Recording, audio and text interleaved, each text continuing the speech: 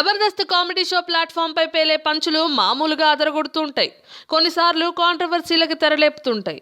ఈ మధ్య జబర్దస్త్లో తన పంచులతో దుమ్ము రేపుతున్నది hyper Aadi and rising Raju team. Current ట్రెండ్కి తగ్గట్టు బయట జరుగుతున్న కాంట్రవర్సీలను బట్టి తన స్కిట్లో పంచులను క్రియేట్ చేసి వదులుతుంటాడు హైపర్ ఆది. ఖైదీ నంబర్ 150 సినిమా ప్రీ రిలీజ్ ఈవెంట్ టైంలో మెగాస్టార్ చిరు బ్రదర్ నాగబాబు రామ్ గోపాల్ వర్మ పైకి ఒంటికాల మీద లేచాడు. అప్పటి నుండి ఇప్పటి వరకు వర్మపై ఏదో ఒక స్కిట్ పేలుతూనే ఉంటుంది. అఫ్కోర్స్ వర్మని టార్గెట్ చేయడానికి ఒక కారణం ఈ ప్రోగ్రాంకి నాగబాబు జడ్జిగా వ్యవహరించడం కూడా. ఎనీవేస్, ఈసారి హైపర్ ఆది ఓ స్టెప్ పైకెక్కి కొన్నాళ్లుగా మన రాజకీయవేత్తలు, రెప్యూటెడ్ పోస్టులో ఉన్న పెద్దలు నోరు జారీ చేసిన చిన్ని మిస్టేకులు తీసుకొని వేమన పద్యాన్నే మార్చి చెప్పాడు. అప్పుడెప్పుడో విజయవాడ ఎమ్మెల్యే జలీల్ ఖాన్ బీకాంలో ఫిజిక్స్ చేశానని చెప్పిన విషయం ఇప్పటికీ రన్నింగ్ కామెడీలానే నడుస్తోంది. ఇక Telangana deputy CM Mahmood Ali PV సింధుని volleyball player అని నాలుగు ఖర్చుకున్నాడు.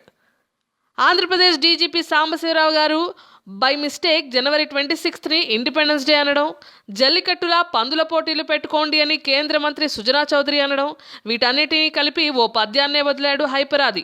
ప్రస్తుతం ఆది రిక్రియేట్ చేసిన ఈ పద్యం ట్రెండింగ్లో ఉంది. విపరీతమైన నవ్వుల్ని కురిపిస్తోంది. ఇంతకీ పద్యం ఏంటనేగా.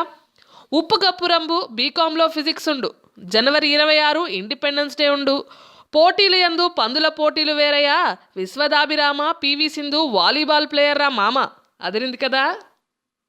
Latest news. For more updates on anything happening in Tollywood, please like, share and subscribe to Tollywood Latest.